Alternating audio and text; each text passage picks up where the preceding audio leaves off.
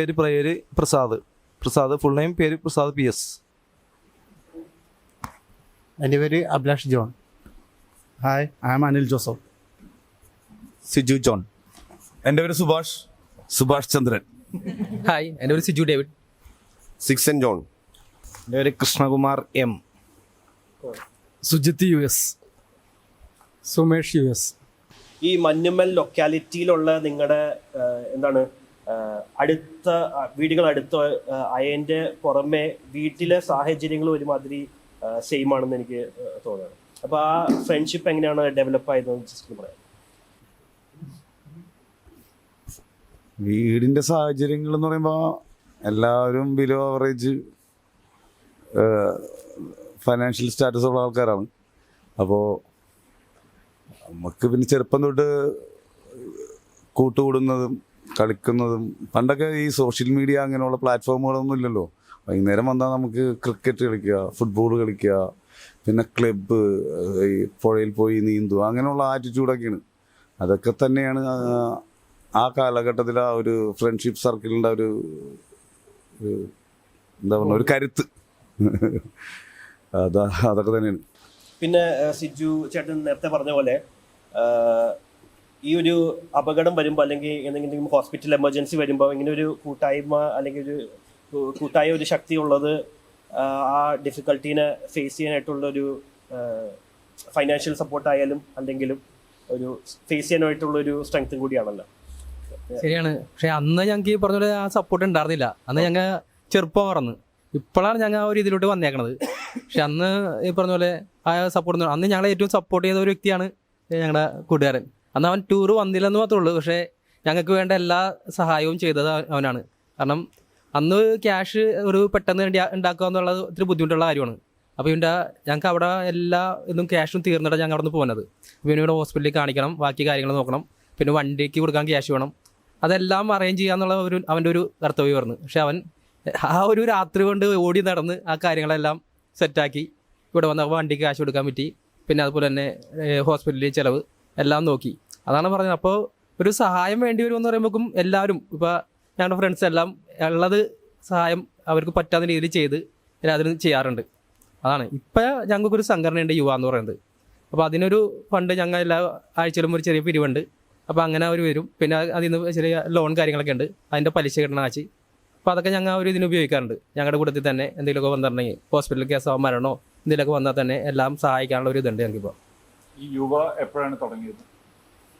യുവ തുടങ്ങിയിട്ട് ഇപ്പോൾ 5 വർഷമായി. ഇപ്പോൾ 5 വർഷമായി. പണ്ട് ഇവിടെ നിങ്ങളുടെ ഒരു ക്ലബ്ബ് ഉണ്ടായിരുന്നു, ദർശന എന്ന് പറഞ്ഞ ക്ലബ്ബ് ഉണ്ടായിരുന്നത്. അത് ഞങ്ങളുടെ ചേട്ടന്മാർ തുടങ്ങിയതാണ്. അപ്പോൾ ഇല്ല, ചേട്ടന്മാരാണ്. രൂപകല ഒരു ഞങ്ങൾ 10-40 പേര് കൂടി തുടങ്ങിയതാണ്. അത് കുറേ നാൾ അത് കൊണ്ടു നടന്നായിരുന്നു. പിന്നെ അത് ചെറിയൊരു ഇതൊക്കെ വന്ന് പിന്നെ അത് ചെറിയ പേര് മാറ്റി യുവദർശന എന്നായി. അതും നല്ല രീതിയിൽ നടന്നു പോകണമായിരുന്നു. പിന്നെ ഈ നമുക്കിപ്പോൾ റെസിഡൻസ് അസോസിയേഷൻ അങ്ങനെ ഒരു ഇത് വന്ന്, അപ്പോൾ ക്ലബിൻ്റെ ഇതൊക്കെ മാറി, ഇപ്പോൾ അതിലോട്ട് മാറി. അപ്പോൾ അങ്ങനെ പതുക്കെ ക്ലബ്ബ് മാറി. പിന്നെ അപ്പോൾ ഞങ്ങൾക്ക് ആ ഒരു ഇതിൽ ഞങ്ങൾ ഇതാവാത്തതുകൊണ്ട് ഞങ്ങളുടെ കൂടി കൂട്ടായ്മ എല്ലാവരും കൂടി ഗ്യാങ് ഒരു ഇത് എന്നോന്ന് ചോദിച്ചാൽ ഞങ്ങൾ ഒരു സംഘടന തുടങ്ങി യുവ എന്നും പറഞ്ഞുകൊണ്ട്. ഇപ്പോൾ അതിൽ എല്ലാവരും സജീവമാണ്, നല്ല രീതിയിൽ നടക്കുന്നുണ്ട് യുവ. അത് ഈ മഞ്ഞുമ്മൽ ബോയ്സ് മാത്രമാണ് അല്ലെങ്കിൽ ഈ കരയിലുള്ള ബാക്കിയുള്ള യങ്സ്റ്റേഴ്സ്? ഇല്ല, ഞങ്ങളുടെ സ്ഥലത്തിനപ്പുറം മാടപ്പാട് എന്ന് പറയുന്നത് അവിടെ മഞ്ഞുമ്മൽ മാടപ്പാട്, ആ ഇതിലുള്ള എല്ലാവരും ഉണ്ട്. ചേട്ടനന്മാരും ഒക്കെ ആയിട്ട് എല്ലാവരും ഉണ്ട്. ആൾക്കാരുണ്ട്, പ്രായം കുറഞ്ഞവരുണ്ട്, എല്ലാവരും ഉണ്ട്. പ്രായം കൂടിയ ആൾക്കാരുണ്ട്, പ്രായം കുറഞ്ഞ ആൾക്കാരുണ്ട്, എല്ലാവരും ചേട്ടന്മാരും. ഞങ്ങൾ ഇപ്പം 5 വർഷമായി സന്തോഷപരമായിട്ട് പോണു. മരണമായാലും ഒരു കല്യാണം വന്നാലും നമുക്ക് ആ UAയിൽ പറഞ്ഞാൽ ഞങ്ങളുടെ ആ ഇതിൽ പറഞ്ഞു കഴിഞ്ഞാൽ ഫുൾ ടീം അവിടെ എത്തും. പിന്നെ എല്ലാ ബുധനാഴ്ചയും എല്ലാവരുടെയും വീട്ടിൽ രാത്രി ഒരു ചെറിയൊരു മീറ്റിങ്. അപ്പോൾ ആ വീട്ടുകാരായിട്ട് സംസാരിക്കുക, കൂട്ടുകാരന്മാരെല്ലാവരും ഉണ്ടാവും. അങ്ങനെ പോണു. നല്ല സൂപ്പറായിട്ട് പോണു. എന്താണ് ആ ഡിസ്കഷനിൽ കൂടുതലായിട്ട് എന്താ ഉള്ളത്? മെയിനായിട്ട് ഞങ്ങളുടെ ക്ലബിലെ അടുത്ത ആഴ്ച നമുക്ക് എന്ത് ചെയ്യണം, അല്ലെങ്കിൽ വല്ലോ സാമ്പത്തികമായിട്ട് വല്ല പ്രതിസന്ധി ഉണ്ടാ, പിന്നെ കൂട്ടുകാരന്മാർ ഹോസ്പിറ്റലാണ്, വീട്ടുകാരുടെ കാര്യങ്ങളും അങ്ങനെ കാര്യങ്ങളും മാത്രം. ഇപ്പോൾ നേരത്തെ ചേട്ടൻ പറഞ്ഞ പോലെ ഇപ്പോൾ റെസിഡൻസ് അസോസിയേഷൻ ആയപ്പോൾ കൂടുതലും സീനിയർ അതായത് എൽഡേർലി ആൾക്കാരാണ്. അപ്പോൾ യൂത്തിൻ്റെ കുറച്ച് ഇൻവോൾവ്മെൻറ്റ് കുറഞ്ഞു ഇങ്ങനത്തെ ആർട്സ് ക്ലബ് കാര്യങ്ങളിൽ, അല്ലെങ്കിൽ കരയിൽ എന്താ സംഭവിക്കുന്നത് എന്നുള്ളത്. അപ്പോൾ ഇപ്പോഴത്തെ കാലത്ത് ഇപ്പോൾ യങ്സ്റ്റേഴ്സ് എല്ലാം ഈ ഡ്രഗ്സിൻ്റെ ഒക്കെ പ്രശ്നത്തിൽ അടിമകളാണ്. അപ്പോൾ ഇനി ഒരു ആർട്സ് ആൻഡ് ക്ലബിൻ്റെ ഇമ്പോർട്ടൻസ് ഒന്ന് പറയാമോ? അല്ല, ഞാൻ നേരത്തെ പറഞ്ഞ പോലെ എപ്പോഴും ഒരു ചെറുപ്രായത്തിൽ തന്നെയാണെങ്കിലും ഒരു സംഘടനയിൽ പ്രവർത്തിക്കുക എന്ന് പറഞ്ഞു കഴിഞ്ഞാൽ കുട്ടികൾക്ക് വേറെ എന്തെങ്കിലും ചെയ്യാൻ ഇല്ലാത്തപ്പോഴാണ് ഇത്തരം കാര്യങ്ങളിലേക്ക് പോകുന്നത്. ഞങ്ങളെയൊക്കെ സംബന്ധിച്ച് ഒരു 10 മിനിറ്റ് പോലും വേറൊരു കാര്യം ചിന്തിക്കാനുള്ള അവസരം ഉണ്ടായിരുന്നില്ല. ചെറുപ്പത്തിലൊക്കെ ഈ പറഞ്ഞ പോലെ സ്കൂളിൽ പോകുന്നതിന് മുമ്പ് 1 മണിക്കൂർ കളിച്ചിട്ട് വന്ന് കുളിച്ചിട്ടാണ് സ്കൂളിൽ പോകുന്നത്. സ്കൂളിൽ നിന്ന് വന്നാൽ തന്നെ വന്ന് കഴിഞ്ഞാൽ വീട്ടിലെ കാര്യങ്ങൾ കഴിഞ്ഞപ്പോൾ തന്നെ ഇതുപോലെ ക്ലബിലേക്കോ അല്ലെങ്കിൽ അങ്ങനെയുള്ള പ്രവർത്തനങ്ങളിലേക്ക് പോകും. പിന്നെ രാത്രിയൊക്കെ വേണം, ഒഴിവ് ദിവസമാണെങ്കിൽ പോലും അങ്ങനെയാണ്. അപ്പോൾ നമുക്കൊക്കെ അന്ന് വേറെ കാര്യങ്ങളിലേക്ക് ചിന്തിക്കാനുള്ള വേറൊരു മാർഗത്തിലേക്ക് പോകാനുള്ള ഒരു ഇതില്ല. ഇന്നത്തെ പിള്ളേർക്ക് അങ്ങനെയല്ല. അതായത് അവർക്ക് വേറെ ആക്ടിവിറ്റീസ്, ഗ്രൂപ്പ് ആക്ടിവിറ്റീസൊക്കെ വളരെ കുറവാണ്, അല്ലെങ്കിൽ ഇൻറ്റേണൽ മാത്രമേ ഉള്ളൂ, അങ്ങനെയുള്ള കാര്യങ്ങൾ മാത്രമേ ഉള്ളൂ. അപ്പോൾ സ്വാഭാവികമായിട്ടും കുട്ടികളുടെ ചിന്തകൾ ചിലപ്പോൾ വേറെ രീതിയിലൊക്കെ പോകും. അപ്പോൾ ആ ഒരു ആർട്സ് ആൻഡ് സ്പോർട്സ് ക്ലബ്ബ് അല്ലെങ്കിൽ അങ്ങനത്തെ ആക്ടിവിറ്റീസിൽ ശരിക്കും പറഞ്ഞാൽ യുവാക്കളുടെ ജീവിതത്തിൽ നല്ലൊരു സ്വാധീനം ചെലുത്തുന്നുണ്ട്.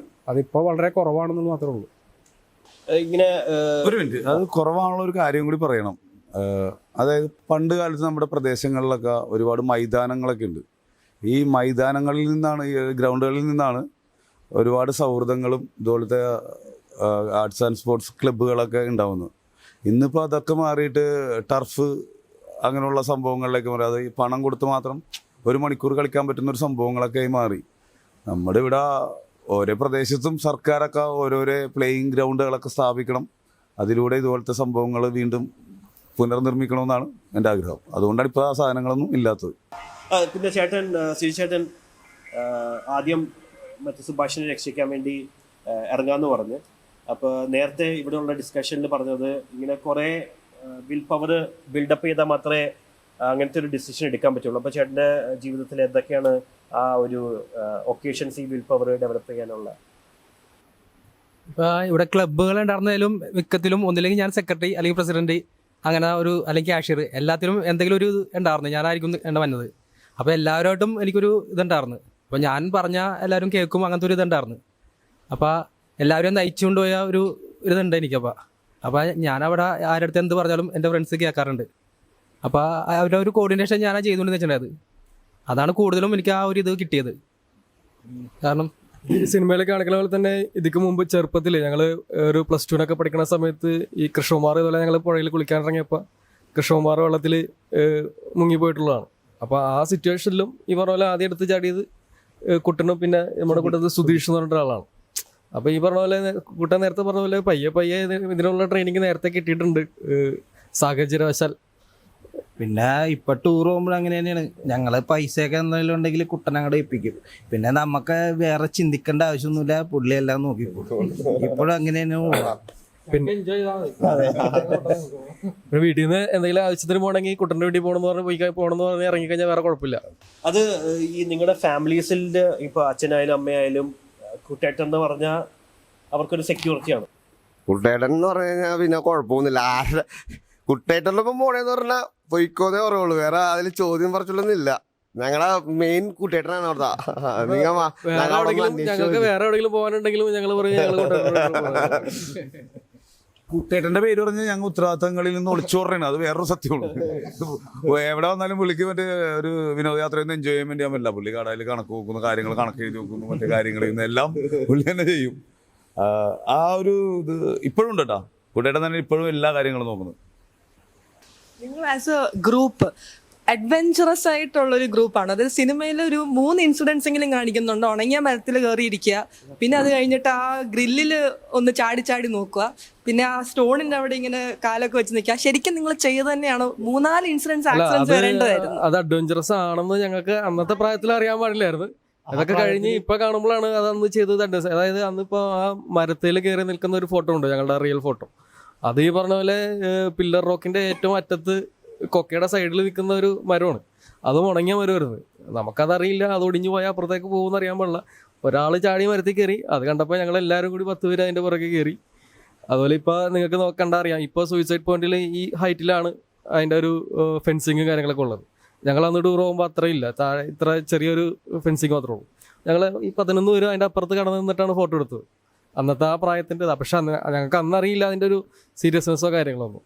അപ്പോൾ ഈ പറഞ്ഞ പോലെ സുഭാഷ് വീണതും ഒരു അഡ്വഞ്ചറസ് പാർട്ടല്ല, അത് നടന്നു പോയപ്പോൾ അറിയാണ്ട് സ്ലിപ്പായി വീണതാണ്. അപ്പോൾ നമ്മളൊരു അങ്ങനെ ഒരു അഡ്വഞ്ചറസ് ഗ്രൂപ്പ് അല്ല. അന്ന് പോയപ്പോ ഏറ്റവും ഇളയത് ആരായിരുന്നു? സുഭാഷാണ്. സുഭാഷാണ് 6 ആണ്. എത്ര വയസ്സ് എത്രയായിരുന്നു അപ്പൊ? 2 മാസത്തിലാണ് വ്യത്യാസം അല്ലേ? എത്ര? ഒരു വർഷം. ഒരു ചോദ്യം, അല്ല, അന്ന് പോയപ്പോ സുഭാഷ് ചേട്ടന്റെ വയസ്സ്? അന്ന് പോയപ്പോ 20 വയസ്സ്. അത് 20, 19, 22, മാക്സിമം 22 ആണ്. കുട്ടിയേട്ടനായിരുന്നു അന്നത്തെ എൽഡസ്റ്റ്. ചേട്ടനുണ്ട്. ഒരു 7 പേര് സെയിം ഏജ് ആണ്. ഇപ്പൊ സുഹിത്ത് സുമേഷ്, പിന്നെ സിജു, പിന്നെ ജിൻസൺ എന്ന് പറഞ്ഞുണ്ട്, സുധിയുണ്ട്, പ്രസാദ്, ഏശം. ഞങ്ങൾ അത്രയും പേര് സെയിം ഏജ് ആണ്. അഭിലാഷ് സെയിം ഏജ് ആണ്. പിന്നെ അതിൽ ഇത്തിരി കുറഞ്ഞതാണ് അനില്, സുഭാഷ്. 6. അതിലും ഏറ്റവും പ്രായം കുറവാണ് 6. ഈ സിനിമയില് സൗബിനി കേവിനകത്തൂടെ ഇറങ്ങി പോകുന്ന ഒരു സീനുണ്ട്. അപ്പം ഇത്രയും വർഷങ്ങൾക്ക് ശേഷം വീണ്ടും അതിങ്ങനെ ഫ്രെയിമിൽ കാണുമ്പോൾ എന്തായിരുന്നു തോന്നിയത്? പഴയ ഓർമ്മയിലേക്ക് തിരിച്ചു പോവുകയാണ് ചെയ്തത്. കാരണം അന്ന് അനുഭവിച്ചത് ശരിക്കും അതിൻ്റെ അത്രയും വന്നിട്ടുണ്ടെങ്കിലും ഒരുപാട് നമുക്ക് ശരിക്കും അതിനോട് വീണ്ടും അതിലൂടെ തന്നെ ചെല്ലായിരുന്നു. അന്ന് ഇറങ്ങിപ്പോയ കാര്യങ്ങളും ഒക്കെ ഓർമ്മയിലാണ് വന്നത്. പടം കണ്ടപ്പോൾ ശരിക്കും നമുക്ക് ആ ഒരു കരച്ചിലതാണ് വന്നത്.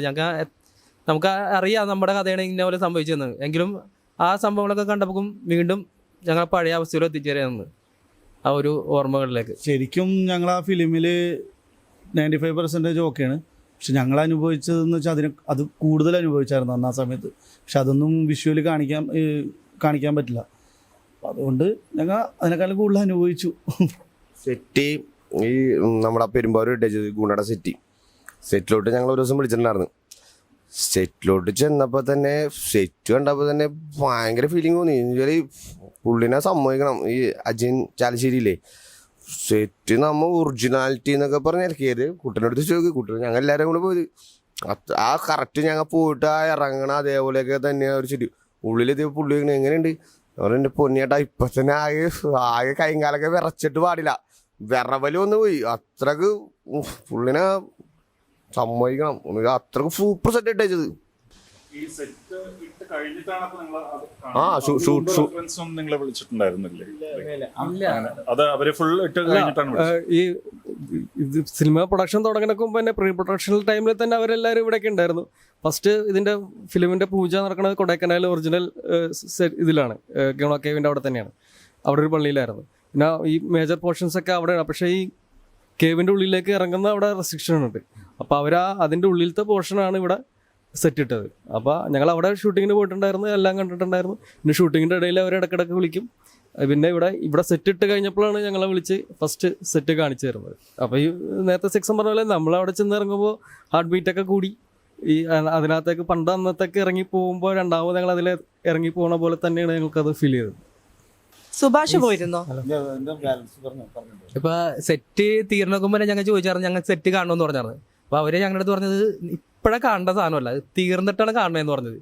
അപ്പോൾ എല്ലാം തീർന്നു കഴിഞ്ഞിട്ട് ഞങ്ങളെ വിളിച്ച് നമുക്ക് സെറ്റിലോട്ട് പോകാമെന്ന് പറഞ്ഞു. അപ്പോൾ അവരതിൻ്റെ ഉള്ളിൽ ക്യാമറയും കാര്യങ്ങളൊക്കെ സെറ്റ് ചെയ്തിട്ടുണ്ടായിരുന്നു തോന്നുന്നു, ഞങ്ങളുടെ ആ ഇമോഷൻസ് ഒക്കെ കാണാൻ വേണ്ടി. കാരണം എന്നിട്ട് പതുക്കെ ഞങ്ങളെല്ലാം വിളിച്ചോണ്ട് ബാക്കി കയറാമെന്ന് പറഞ്ഞിട്ട്. അപ്പോൾ ഞങ്ങൾ കറക്റ്റ് ആ സെറ്റിൻ്റെ അകത്തോട്ട് കയറിയപ്പോഴും ശരിക്കും എല്ലാവരും കുറേ നേരം ഇങ്ങനെ മരവിച്ച് നിന്നു ഈ സെറ്റ് കണ്ടപ്പോഴും. ആ കറക്റ്റ് നമ്മൾ ഗുണാക്കേവിൽ എത്തിയൊരു അനുഭവമായിരുന്നു. അവർക്ക് അതാണ് ഞങ്ങൾ അറിയേണ്ടായിരുന്നത്. കാരണം സെറ്റ് എങ്ങനെയുണ്ടത് ഞങ്ങൾ വായു കൊണ്ട് പറയുന്നതല്ല, ഞങ്ങളുടെ ആ ഒരു ഇമോഷൻ ഉണ്ടല്ലോ അപ്പോഴത്തെ, അതാണ് അവർക്ക് കാണേണ്ടത്. അപ്പോൾ കണ്ടപ്പോൾ തന്നെ അവർക്ക് സന്തോഷമായി. കാരണം ഞങ്ങളുടെ ആ അത്ര നേരത്തുള്ള ഒരു നിപ്പ് ആ സെറ്റ് കണ്ടപ്പോൾ എല്ലാവരും ശരിക്കും കുറേ നേരം ഷോക്കായിട്ട് അവിടെ നിൽക്കുകയായിരുന്നു. ഒന്നും പറയാൻ പറ്റണ്ടായിരുന്നില്ല നമുക്ക് സെറ്റിനെ പറ്റി. അപ്പോൾ അത് കണ്ടപ്പോൾ തന്നെ അവർക്ക് ഓക്കെ ആയിരുന്നു ആ സെറ്റ്. അതായത് ഞങ്ങളവിടെ ചെല്ലുമ്പോൾ ഈ പറഞ്ഞ പോലെ എല്ലാവരും ഉണ്ട്. അപ്പോൾ ഞങ്ങൾ ഈ പറയുന്ന പേരുടെ ഫ്രണ്ട്സ് ഗ്രൂപ്പ് പോലെ തന്നെയാണ്. അവരെ അതിനകത്ത് അഭിനയിച്ചിരിക്കുന്നവരും ആ ഒരു ഫ്രണ്ട്സിൻ്റെ വൈബ് തന്നെയാണ്. അവർ ശരിക്കും ഫ്രണ്ട്സ് തന്നെയാണ്. അപ്പോൾ ഞങ്ങളും പതിനൊരു ചെല്ലുക, അവരും പറഞ്ഞ് പുറത്ത് ഞങ്ങൾ ഭയങ്കര കളിച്ചിരി അടിച്ച് പൊളിച്ച് ആ വൈബിലാണ് ഞങ്ങൾ സെറ്റ് കാണാൻ അകത്തേക്ക് കയറുന്നത്. പക്ഷേ അതിനകത്തേക്ക് കയറി കഴിഞ്ഞപ്പോഴത്തേക്കും ഈ എൻ്റർലി വൈബ് മാറി. ഞങ്ങളാകെ ഡൗൺ ആയെന്ന് വെച്ച് കഴിഞ്ഞാൽ ഈ പറഞ്ഞ പോലെ കൈയും കാലും പറിച്ച് ഹാർട്ട് ബീറ്റൊക്കെ കൂടി. അപ്പോൾ അവർക്ക് അതായിരുന്നു വേണ്ടത്. അവർക്ക് നമ്മൾ ഉദ്ദേശിച്ച പോലെ തന്നെയാണോ അത് വന്നേക്കണം എന്ന് അറിയാൻ വേണ്ടിയിട്ടാണ്. അതുകൊണ്ടാണ് അവർ അത്രയും വെയിറ്റ് ചെയ്യിച്ച് ഞങ്ങളെ ലാസ്റ്റ് അതിലേക്ക് ഇറക്കിയത്. ഈ അജയ് ചേട്ടൻ പറഞ്ഞൊരു കാര്യമുണ്ട് മറ്റേ സെറ്റിൻ്റെ കാര്യത്തെക്കുറിച്ച്. അതായത് ഇത് ശരിക്കും അങ്ങോട്ട് കയറി കാണാനൊന്നുള്ള പെർമിഷൻ ഇല്ല. ഈ മലയാളത്തിൽ ഓർഡിനറി എന്ന് പറഞ്ഞ സിനിമ ഇറങ്ങിയില്ലേ, അപ്പോൾ ഈ ഗവിയിലൊക്കെ ഒരുപാട് പേര് പോയി ഗവി ആ ടൂറിസത്തിനൊരു മെച്ചമൊക്കെ വന്നാണല്ലോ. ഈ ഫോറസ്റ്റ് ഡിപ്പാർട്ട്മെൻറ്റിൽ അവർ ആദ്യം സമീപിച്ച് കഴിഞ്ഞപ്പോൾ അവർക്ക് അങ്ങനത്തെ ഒരു തോട്ട്സ് വന്നു. കാരണം ഇത് തമിഴ്നാട് ഇത് കാണാൻ വേണ്ടിയിട്ട് ഒരുപാട് പേര് വരും എന്നൊരു തോന്നലുണ്ട്. ആ തോന്നൽ ശരിവെക്കുന്ന കാര്യങ്ങളാണ് ഇപ്പോൾ നടന്നുകൊണ്ടിരിക്കുന്നത്. കുത്തൊഴുക്കാണ് മറ്റേ കൊടൈക്കനാൽ മറ്റേ ഗുണ പോയിന്റിലേക്ക്. അപ്പോൾ ഇവർക്കത് കയറി കാണാനുള്ള പെർമിഷൻ ഫോറസ്റ്റ് ഡിപ്പാർട്ട്മെൻറ്റ് കൊടുത്തു. ആദ്യം ഓരോ പ്രാവശ്യം ഓരോരുത്തർ പോയി കാണുന്നു, ഓരോരോ ഭാഗങ്ങൾ ഫോട്ടോ എടുക്കുന്നു, കാര്യങ്ങൾ. അതാണ് അവർക്ക് അത്രയും റിയാലിറ്റി ആയിട്ട് ചെയ്യാൻ പറ്റുന്നത്. അവസാനം ഈ അജയൻ ചേട്ടൻ ചെയ്തൊരു കാര്യമുണ്ട്. ഇതിൻ്റെ എല്ലാം കൂടി പെർഫെക്ഷൻ അവൻ പെയിൻറ്റിങ് ഡിപ്പാർട്ട്മെൻ്റ് ഉണ്ട്, അവർക്ക് വേണ്ടിയും കൂടി 5ാമത് 6ാമത്തെ പ്രാവശ്യം അവരെയും കൂടി സ്ഥലം കാണിച്ചു കൊടുത്താലേ പെയിൻറ്റിങ് എങ്ങനെ വേണമെന്നും കൂടി തീരുമാനിക്കാൻ പറ്റുള്ളൂ.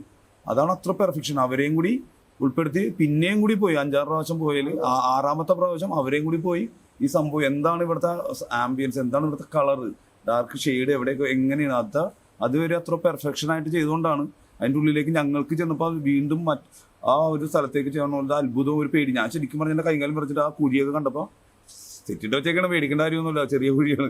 കൈകാലം പറിച്ചിട്ടൊരു ഇതുപോലെയൊക്കെ സൈഡിലേക്ക് നടന്നൊക്കെ പോയി. അതിന് അവർക്ക് ഫോറസ്റ്റ് ഡിപ്പാർട്ട്മെൻറ്റ് ഈ സിനിമയുടെ കാര്യത്തിൽ അവർക്ക് ഹെൽപ്പ് ചെയ്തിട്ടുണ്ട്. പക്ഷെ അവർ വിചാരിച്ച കാര്യങ്ങൾ അതുപോലെ തന്നെ ഇപ്പം ടൂറിസം അവിടുത്തെ എന്തോരം കുത്തൊഴുക്കാണ് ആ കാര്യങ്ങൾ നടന്നിട്ടുണ്ട്. അപ്പോൾ അജയൻ ചേട്ടനും ഫോറസ്റ്റ് ഡിപ്പാർട്ട്മെൻറ്റിനും ഒരു നന്ദിയില്ല. പെർഫെക്ഷന്റെ കാര്യം പറഞ്ഞു. ഇപ്പൊ നേരത്തെ പറയുണ്ടായി, അതായത് ഒരു 3-4 ആൾക്കാർ നിങ്ങളെ അപ്രോച്ച് ചെയ്തിരുന്നു ഇത് ഫിലിം ആക്കാൻ നേരത്തെ എന്നല്ല. ഫൈനലി ഇത് സെറ്റായത് എങ്ങനെയാണ്? ഈ ഒരു പ്രോജക്റ്റ് സെറ്റായത് എങ്ങനെയാണ്? അതിൻ്റെ ഒരു പ്രോസസ്സ് ഒന്ന് പറയാം. ഞങ്ങൾ പറഞ്ഞില്ല, അപ്പോൾ ഇതിനു മുമ്പും വന്നിട്ടുണ്ടായിരുന്നു. നമ്മുടെ കൂട്ടുകാരൻ റോണിഷ് എന്ന് പറഞ്ഞ കൂട്ടുകാരൻ, അവൻ വന്നിട്ട് ആ ഇടക്കിടക്ക് പറയും, എടാ നമ്മുടെ ഷോൺ പറഞ്ഞ ഒരു കൂട്ടുകാരൻ, ഇതിൻ്റെ പ്രൊഡ്യൂസറാണ് ഷോൺ. ആ ഷോൺ ഇതേ സിനിമയാളൊരു താല്പര്യമുണ്ട് എന്ന് പറഞ്ഞു. അപ്പം ഞാൻ പറഞ്ഞ് ഒരടി കുട്ടേട്ടൻ്റെ സുഭാഷിൻ്റെ ചോദിക്കാം നമുക്ക്. അങ്ങനെ ചോദിച്ചു. അപ്പോൾ അവൻ പറഞ്ഞു എന്നാൽ ഞങ്ങൾ കുഴപ്പമില്ല, അവരുടെ അടുത്ത് കൊണ്ട് ചോദിക്കാൻ പറഞ്ഞു, ആദ്യം വന്ന ടീമിൻ്റെ അടുത്ത്. അപ്പോൾ ഇവർ പോയിട്ട് അവരുടെ അടുത്ത് ചോദിച്ചപ്പോൾ അവർക്കും വലിയ കുഴപ്പമില്ല. അപ്പോൾ ഇതേപോലെ ജാനമൻ ഇറങ്ങിയിട്ടില്ല. അപ്പോൾ ഗണപതിനെ നമുക്കറിയാം, സിനിമയിലൊക്കെ ഉണ്ട്. ഗണപതിയുടെ ചേട്ടനാണ് നമ്മുടെ ചിതു. അപ്പോൾ ചിതുവും ഗണുവും പിന്നെ 2-3 പേരും കൊണ്ട് വന്നേക്കണേ. വന്നിട്ട് ഞങ്ങളടുത്ത് പറഞ്ഞ് സിനിമ ഒന്ന് നമുക്ക് സെറ്റ് ചെയ്താലാ എന്നൊക്കെ പറഞ്ഞ് ഇവർ നമ്മുടെ ഡോക്യുമെൻ്ററിയൊക്കെ എടുത്ത് ഇവർ എല്ലാം കഴിഞ്ഞ് ഇവർ കൊണ്ടുപോയി കഴിഞ്ഞപ്പോൾ ഞങ്ങൾക്ക് ഇത്രയ്ക്ക് പിടിപാടില്ല. സിനിമ ഈ പുതിയ ഡയറക്ടറാണ്, സിനിമ പറഞ്ഞ് ചെയ്തിട്ടുണ്ട് ജാനിമൻ, നമുക്ക് അത്രയ്ക്കൊരു കിട്ടണ്ടായിരുന്നില്ല. പക്ഷേ എല്ലാം കഴിഞ്ഞപ്പോഴാണ് സിനിമ ഇത് ഒരു പെരുന്നാളിനാണ് ഇതേപോലെ ചിതുവിൻ്റെ അടുത്ത് വന്നിട്ട് എൻ്റെ അടുത്ത് പറഞ്ഞ് സിക്സൻ ചേട്ടാ എവിടെയാണ്? അപ്പോൾ ഞാൻ പറഞ്ഞു ഞാൻ ചേട്ടൻ്റെ വീട്ടിലിരിക്കണേ, സിനിമാക്കാർ വന്നിട്ടുണ്ടെന്ന് പറയാം. അപ്പോൾ ആര്? സീനാർ വാസി വന്നിട്ടുണ്ട്, വീട്ടിൽ വന്നിട്ടുണ്ടെന്ന് പറഞ്ഞു. ഞാൻ സീനാർ വാസിയാ കണ്ടിട്ടില്ല, സിനിമയെ കണ്ടിട്ടുള്ളല്ല. നേരെ ആദ്യം സീനാർ വാസി എൻ്റെ അടുത്ത് പറഞ്ഞ് വാ സിക്സൻ ചേട്ടാ വാ വീട്ടിൽ വന്നിരിക്കി. എൻ്റെ വീട്ടിലാണ്, വാ ഇരിക്കി. എൻ്റെ പൊന്നു ഭയങ്കര അവർ അതിനെക്കുറിച്ച് പഠിച്ച് സെറ്റ് ചെയ്യും. പക്ഷേ പടം ഇത്രക്ക് വൈബാവുമെന്ന് ഞങ്ങൾ ആരും വിചാരിച്ചിട്ടില്ല. അവരുടെ അത് എന്ന് വെച്ചാൽ അവരെ ഫുൾ ടീം സിനിമാക്കാർ അവർ നമ്മുടെ വീട്ടിലൊന്നും ശരിക്കും പഠിച്ച് ഞങ്ങൾ എങ്ങനെയാണ് സംസാരിക്കണം, ഞങ്ങൾ എങ്ങനെയാണ് ഓരോ ആൾക്കാരുടെ പെരുമാറണത്. അങ്ങനെ അവർ ഒരു 1.5 വർഷമല്ല, പക്ഷേ 2 വർഷം അവർ ഇതിനു വേണ്ടി ഫുൾ ടീം വന്ന് അവർ സെറ്റ് ചെയ്ത് അത് ഞങ്ങളുടെ ഇതിൽ കാണിച്ചേക്കണത് 96% ഞങ്ങൾ പറഞ്ഞേക്കണതല്ലാതെ ഈ സിനിമയിൽ ഒന്നും കാണിച്ചിട്ടില്ല. ഇവർ കറക്റ്റ് കാര്യമാണ് സിനിമയിൽ എടുത്തേക്കണം. അത് ഞങ്ങളുടെ മാത്രമായിട്ട് എടുത്തേക്കണ കാരണം ഇത്രക്ക് പവറായത് സിനിമ. ഈ 2 വർഷം ഇവിടെ ഇങ്ങനെ അവര് വന്നും പോയിക്കൊണ്ട് ആദ്യം ഈ ചിതു ഗണപതിയും വരുമ്പോൾ ഞങ്ങൾ അന്ന് ജാനമൻ റിലീസായിട്ടില്ല. അപ്പോൾ ഞങ്ങൾ വിചാരിക്കണത് ഗണപതിയിലെ ചേട്ടൻ അപ്പോൾ ഗണപതിനെ നായകനാക്കിയിട്ട് പിള്ളേരെ വെച്ചിട്ട് ഒരു പടം പിടിക്കാനുള്ള സെറ്റപ്പിലാണോ എന്നത് ഞങ്ങൾ ആദ്യം വിചാരിച്ചു. ഞങ്ങൾ ഇതുപോലെ കഥയൊക്കെ പറഞ്ഞു കൊടുത്ത് അത് കഴിഞ്ഞ് അവർ ചെയ്യാമെന്ന് പറഞ്ഞു. അത് കഴിഞ്ഞ് ഇതിൻ്റെ കാസ്റ്റിംഗ് ഓരോരുത്തരെ വന്ന് കഴിയുമ്പോഴാണ് എല്ലാവരും വന്ന് ഞങ്ങൾ ഓരോരുത്തരെ ആഡ് ചെയ്യുമ്പോഴാണ് അവർ പിന്നെയും വരും. അത് കഴിഞ്ഞ് അടുത്ത കാസ്റ്റ് വരുമ്പോഴത്തേക്കും പിന്നെയും വരും. അപ്പോൾ ഇങ്ങനെ കാസ്റ്റിംഗ് വന്ന് വരുമ്പോഴാണ് നമുക്ക് അതിൻ്റെ ഒരു ഇത് സീരിയസ് ആണ്. ഇവർ അത് കഴിഞ്ഞ് സൗബിക്കാണ് ഇത് പ്രൊഡ്യൂസ് ചെയ്യണത്. പുള്ളി കഥ കേട്ടിട്ട് പുള്ളി തന്നെ ചെയ്യാമെന്ന് പറഞ്ഞിട്ട് അങ്ങനെ ഇത് ഓണായതാണ് ഈ പ്രൊജക്റ്റ്. അപ്പോൾ അവർക്ക് അത്ര കോൺഫിഡൻസ് ഉണ്ടായിരുന്നു. പിന്നെ അവർ ഈ പറഞ്ഞ പോലെ ഈ ഫ്രണ്ട്ഷിപ്പിൻ്റെ ഒരു ബോണ്ടും അതിൻ്റെ അന്ന് ഞങ്ങളവിടെ അനുഭവിച്ച ഇമോഷനാണ് ഇവർക്ക് ആദ്യം ഇവർ നമ്മുടെ അടുത്ത് ചോദിച്ചുകൊണ്ടിരിക്കുന്നത്. അപ്പം ഞങ്ങൾ വിചാരിക്കുന്നുണ്ട് ഈ സിനിമയിൽ ഇതിൻ്റെ ഇമോഷനും ഈ ഫ്രണ്ട്ഷിപ്പിൻ്റെ ബോണ്ടും എന്താ, ഈ ഇൻസിഡൻ്റ് അല്ലേ അവർ കാണിക്കേണ്ടതെന്നൊക്കെ ഞങ്ങൾ വിചാരിക്കുന്നുണ്ട്. പക്ഷേ പടം ഇറങ്ങിക്കഴിഞ്ഞപ്പോഴാണ് നമുക്ക് അതിൻ്റെ ഒരു ഇൻറ്റൻസിറ്റി മനസ്സിലായത്. അത്ര എഫേർട്ട് എടുത്തിട്ടാണ് അത് ചെയ്തത്. ഡയറക്ടർ ചെയ്തൊരു കാര്യമുണ്ട്, അതായത് ഓരോരോ കഥാപാത്രങ്ങളുടെ എല്ലാവരുടെയും, അതായത് ഞങ്ങളുടെ എല്ലാവരും സെപ്പറേറ്റ് ഒരു ഡോക്യുമെൻ്ററി ഒരു ഇൻ്റർവ്യൂ ഒക്കെ എടുത്ത് അത് അവർ ഇതാക്കി സെറ്റാക്കി വെച്ച് അതിനുശേഷം ഇതിന് അവർ ക്യാരക്ടറൊക്കെ തീരുമാനിച്ചു. ഗണപതിയായിരുന്നു കാസ്റ്റിംഗ് ഡയറക്ടർ. കാസ്റ്റിംഗ് അടിപൊളിയായിരുന്നു. ആദ്യമായിട്ട് മലയാള സിനിമയിൽ ഒരു കാസ്റ്റിംഗ് ഡയറക്ടർക്ക് ഇത്ര പ്രശംസ കിട്ടുന്നത് അത് ഗണപതിക്ക് ആയിരിക്കുള്ളൂ എന്ന് എനിക്ക് തോന്നുന്നു, അല്ലേ? ആയിരിക്കുള്ളൂ. അപ്പോൾ ഇതൊക്കെ ആയി കഴിഞ്ഞ ശേഷം ഓരോരോ കഥാപാത്രങ്ങൾ ആരാണോ അവരായിട്ട് ഓരോരുത്തരും വന്ന് അവരായിട്ട് സംസാരിക്കുന്നു, ഇടവഴി ഇടക്കിടക്ക് നിൽക്കുന്നു. അവരിതിനു വേണ്ടി എഫർട്ട് എടുത്തിട്ടുണ്ട്. അല്ലെങ്കിൽ എല്ലാ സിനിമയിലും അവർ ഓരോ രീതിയിലുള്ള ബിഹേവിയറും നമ്മുടെ ഒപ്പം നിന്ന് കണ്ട് സംസാരിച്ചു, നമ്മുടെ മാനറിസങ്ങൾ എന്താണ്, നമ്മൾ എന്തൊക്കെ ചെയ്യുന്നു, കാര്യങ്ങൾ അതൊക്കെ അവർ കണ്ടു പഠിച്ചിട്ടുണ്ട്. പിന്നെ ഇവിടെ ഇല്ലാത്ത രണ്ടുപേരൊന്ന് അനിൽ ജോസഫ് ഖത്തറിലാണ്, പിന്നെ ഒന്ന് സുധീഷ് പോളണ്ടിലാണ്. അപ്പം ഇവർ മറ്റേ വീഡിയോ കോൾ വഴിയുള്ള സംഭവങ്ങളുള്ളൂ. പിന്നെ നമ്മളോട് അവർ ചോദിച്ചു ഇവരൊക്കെ എങ്ങനെയൊക്കെയാണ് പെരുമാറുന്ന കാര്യങ്ങൾ, അത് അവർ ഇതൊക്കെ മാത്രമേ ഉള്ളൂ. നമുക്ക് ഇവരെക്കുറിച്ച് A to Z കാര്യങ്ങൾ അറിയാലോ. ഇവർ വരെയും സിനിമയിൽ കണ്ടപ്പോൾ ഞാൻ ചെയ്യണ പോലത്തെ കാര്യങ്ങളാണല്ലോ അവർ ചെയ്യണതെന്ന് ഇവർക്ക് പോലും തോന്നി. അതെന്താണെന്ന് അറിയാം, നമുക്ക് അത്രയും കാര്യങ്ങൾ നമ്മളോട് അവർ ചോദിച്ചു ഇവർ എങ്ങനെയാണെന്ന് ചോദിച്ചു. അപ്പോൾ നമ്മൾ ആ കാര്യങ്ങൾ ഇവരൊക്കെ ഇങ്ങനെയാണ് ചില സിറ്റുവേഷനിൽ. ഇപ്പം ക്രിക്കറ്റ് കളിക്കുന്നതാണ്, ഇടയ്ക്കൊക്കെ വീട്ടിൽ നിന്നൊക്കെ ഇറങ്ങുമ്പോൾ ഇങ്ങനെ ഇടയ്ക്ക് ബാറ്റൊക്കെ ചെയ്ത് ഇടയ്ക്ക് ബോളൊക്കെ ചെയ്ത് വരുള്ളൂ. സിനിമയിൽ ഇയാളുടെ കഥാപാത്രം അനിൽ ജോസഫിൻ്റെ അഭിരാം രാധാകൃഷ്ണൻ ചെയ്യുമ്പോൾ ഇടയ്ക്ക് അങ്ങനത്തെ സീനൊക്കെ വരുന്നുണ്ട്. ഒരു മൈനോട്ട് പോയിന്റ് പോലും അവരത് അത്ര കറക്റ്റായിട്ട് ചെയ്തിട്ടുണ്ട്. അതാണ് ഈ സിനിമയുടെ മറ്റേ ഇതിൽ ഏറ്റവും വലിയ സംഭവങ്ങളായിട്ട് പ്ലസ് പോയിന്റ് ആയിട്ട് നിൽക്കുന്നത്. ഗണപതിനെ ഇവിടുത്തെ ബിവറേജസിലെ പോലും കൊണ്ടുപോയി മഞ്ഞുമൽ ബോയ്സിന്റെ പവർ കാണിച്ചു കൊടുത്തത്. അല്ല അവരതിന് തയ്യാറായി. നമ്മളുടെ ആ ഒരു ഇതിലേക്ക് വരാൻ വേണ്ടിയിട്ട് അവർ ഗണപതിയൊക്കെ അതിനു വേണ്ടി തയ്യാറായി. അതുപോലെ ഇപ്പം എൻ്റെ ക്യാരക്ടർ ചെയ്ത അരുൺ കുര്യനാണ് ഏറ്റവും ലാസ്റ്റ് ഈ കാസ്റ്റിങ്ങിലേക്ക് വരുന്നത്. അപ്പോൾ അതിക്ക് മുമ്പ് തന്നെ ബാക്കി എല്ലാവരും സെറ്റായി. അപ്പോൾ പുള്ളിക്കൊരു വിഷമം ഉണ്ടായിരുന്നു, പുള്ളി ഈ ഗ്യാങ്ങിൽ വന്നിട്ടില്ല. ലാസ്റ്റ് ഷൂട്ടിംഗ് തുടങ്ങിക്കുമ്പോൾ എനിക്ക് തോന്നുന്നു ഒരു 2 ആഴ്ച മുമ്പായിട്ടാണ് വന്നത്. അപ്പോൾ ഭാഗ്യത്തിന് അരുൺ കുര്യൻ എന്നെ വിളിക്കണതിൻ്റെ പിറ്റേ ദിവസം നമ്മുടെ ജിൻസൻ്റെ ചേട്ടൻ്റെ ഹൗസ് വാമിംഗ് ആയിരുന്നു. അപ്പോൾ ഞങ്ങൾ പറഞ്ഞ് അരുൺ കുര്യൻ എന്ന ഹൗസ് വാമിങ്ങിന് പോകാമെന്ന് പറഞ്ഞു. പുള്ളി പിറ്റേ ദിവസം രാവിലെ ഇവിടെ വന്ന് വൈകുന്നേരം തിരിച്ചു പോണേക്കുമ്പോൾ അരുൺ കുര്യൻ മഞ്ഞുമൽ ബോയ്സിലെ ആളായി. അപ്പോൾ അതുപോലെയാണ് അവർ. പിന്നെ അരുൺ കുര്യൻ 2-3 ദിവസം ഇവിടെ വന്ന് പിന്നെ അവരായിട്ട് കൂടി ആ ഒരു ടീം സെറ്റായി. ഞങ്ങളെങ്ങനെയാണ് അതുപോലെ തന്നെയാണ് അവരും ആ ഇതിൽ. ഇപ്പോൾ നേരത്തെ പറഞ്ഞ പോലെ ശ്രീനാഥ് ബാസിയൊക്കെ സുഭാഷിൻ്റെ വീട്ടിലൊന്നിരിക്കും. സുഭാഷിൻ്റെ അമ്മ നടന്നു പോകുമ്പോൾ സുഭാഷിൻ്റെ അമ്മ ശ്രദ്ധിക്കുക പോലും ഇല്ല ശ്രീനാഥ് ബാസിയാണ് അവിടെ ഇരിക്കുന്നത്. കാരണം പുള്ളി സുഭാഷിൻ്റെ അമ്മ വിചാരിക്കണത് സുഭാഷിൻ്റെ ഏതോ കൂട്ടുകാരൻ വന്ന് അവിടെ ഇരിപ്പുണ്ട്, അവിടെ വരാന്തയിൽ ഇരിപ്പുണ്ടാവും, അല്ലെങ്കിൽ അതൊക്കെ മറ്റേ വേലിയുടെ അവിടെ പോയി അങ്ങോട്ട് നോക്കി നിൽപ്പുണ്ടാവും.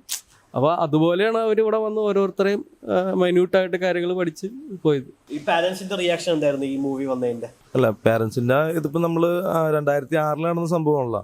അതിനുശേഷം പിന്നെ നമ്മൾ ഇതിൻ്റെ 1 മാസം കഴിഞ്ഞ് പള്ളിയിൽ അച്ഛൻ ഇങ്ങനെ എല്ലായിടത്തും പറഞ്ഞതിന് ശേഷമാണ് നമ്മൾ ഈ എല്ലായിടത്തും അറിയുന്നത്.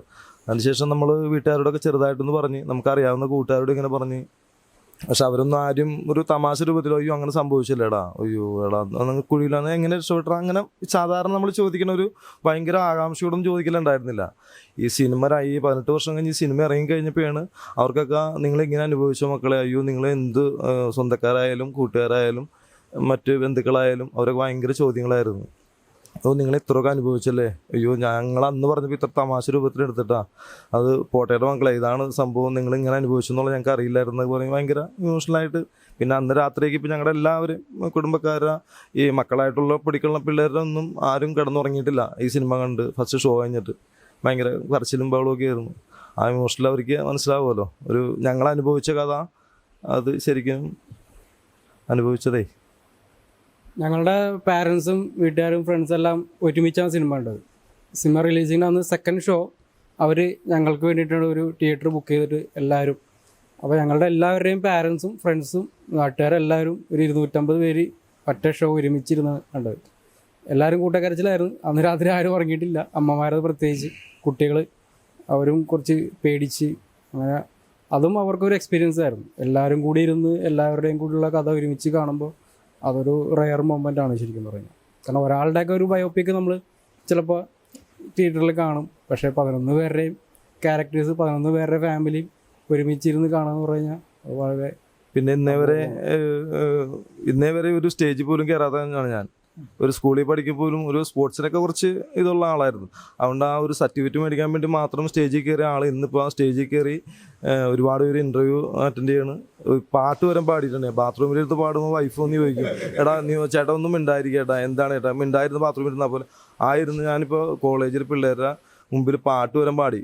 ആ പാടി കഴിഞ്ഞ് കുറച്ച് നേരം കഴിഞ്ഞപ്പോഴാണ് അവർ മനസ്സിലാക്കണത് അവർക്ക് ക്ഷമ പിടിച്ച് നിന്ന മഞ്ഞുൽ ബോയ്സിലെ ഒരാളാണ് പാടുന്നതെന്നുള്ള ഇതുകൊണ്ട് കേട്ടിരുന്നാണ്. അല്ലെങ്കിൽ എപ്പോഴും അടി കിട്ടിയെന്ന് വെച്ചാൽ മതി. താഴെ കമൻ്റൊക്കെ വന്നിട്ടുണ്ട്, ഇവന്മാർ ഇത്ര നാളായിട്ട് ആ പാട്ട് മര്യാദക്കൊന്നും പഠിച്ചില്ല എന്നുള്ളത്. നിങ്ങൾ പോകുന്നതിന് മുമ്പേ കമലഹാസന്റെ ഫാൻ ആയിരുന്നു?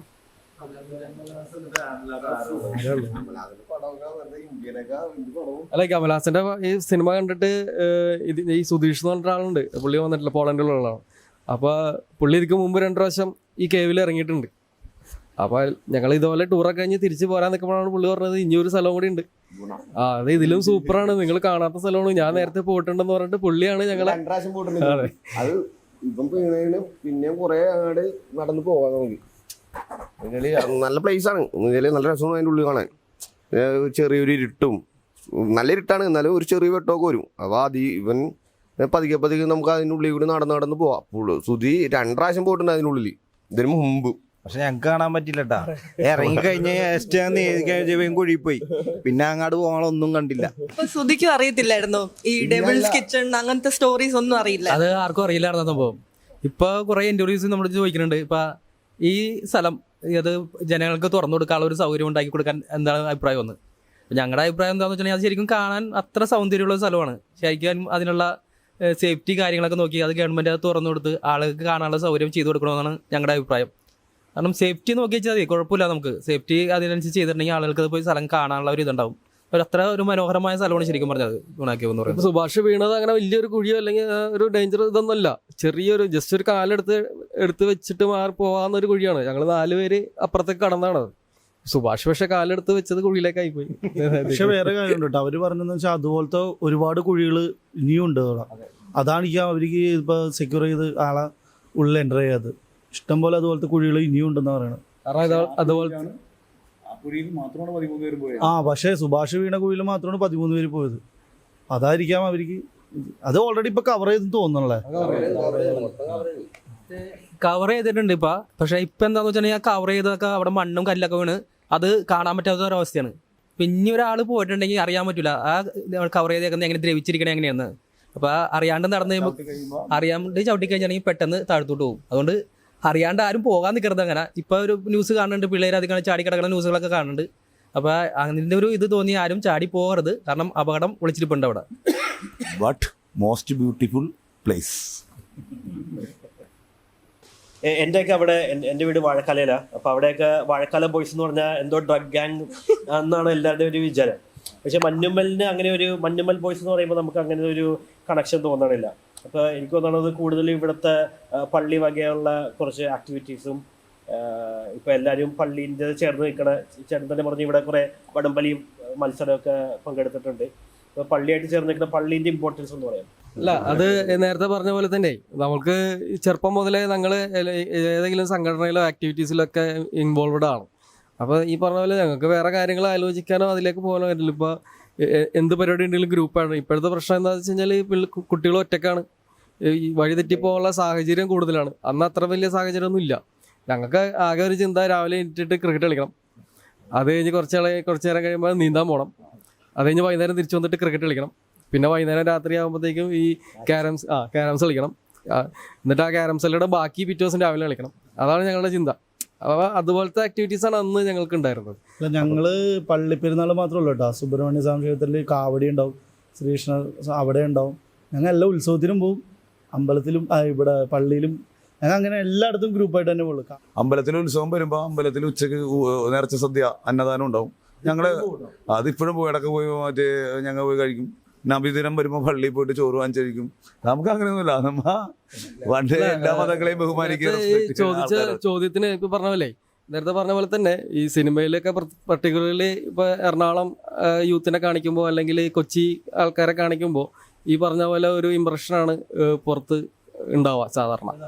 നേരത്തെ ചോദിച്ച പക്ഷെ അത് അതെ ഇപ്പൊ ചിതു ഞങ്ങളുടെ അടുത്ത് ഞങ്ങളുടെ എല്ലാ കാര്യങ്ങളും ചോദിച്ചിട്ടുണ്ട്.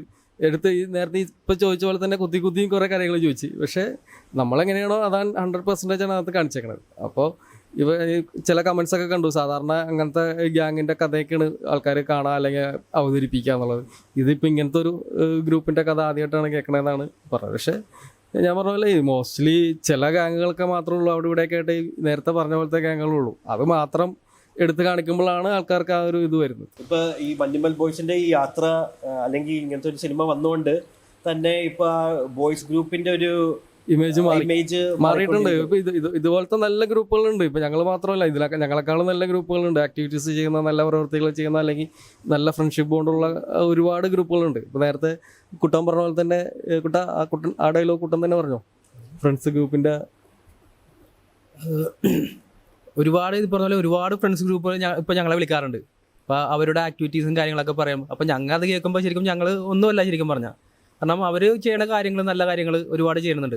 പക്ഷേ എന്തെങ്കിലും ഒരു നെഗറ്റീവ് കണ്ട അത് കണ്ടുപിടിക്കാനാണ് ആളുകൾക്ക് കൂടുതൽ കാര്യങ്ങൾ. അവരെന്ത് നല്ലത് കാര്യം ചെയ്യണമെന്നാണ് അതിലാണ് ചിന്തിക്കുന്നത്. അവരെന്തെങ്കിലും ഒരു നെഗറ്റീവ് കണ്ടാണെങ്കിൽ അത് പൊക്കിക്കൊണ്ടുവരാനാണ് നോക്കുന്നത്. പക്ഷേ ചിലപ്പോൾ അവർ ഒരുപാട് നല്ല കാര്യങ്ങൾ ചെയ്യണുണ്ടാവും. അവൻ്റെ ഇടയിൽ എന്തെങ്കിലും ഒരു ഇത് ചെയ്ത് വന്നാൽ അത് പൊക്കിക്കൊണ്ടുവരാൻ ആളുകൾ നോക്കണത്. അപ്പോൾ ആ ഒരു ഇതിൽ അവരെ തളർത്തിക്കളയാതെ അവർ ചെയ്യുന്ന നല്ല കാര്യങ്ങൾ കാണിച്ച് അവർ ബൂസ്റ്റ് ചെയ്യാനാണ് ശരിക്കും നോക്കേണ്ടത്. സിനിമയിൽ നിങ്ങളുടെ ഒരു പ്രധാന ആക്ടിവിറ്റി വടംവലിയായിട്ടാണ് കാണിക്കുന്നത്. അത് സിനിമയിലൊരു പ്രാധാന്യപ്പെട്ട ഒരു ആക്ടിവിറ്റിയാണ്.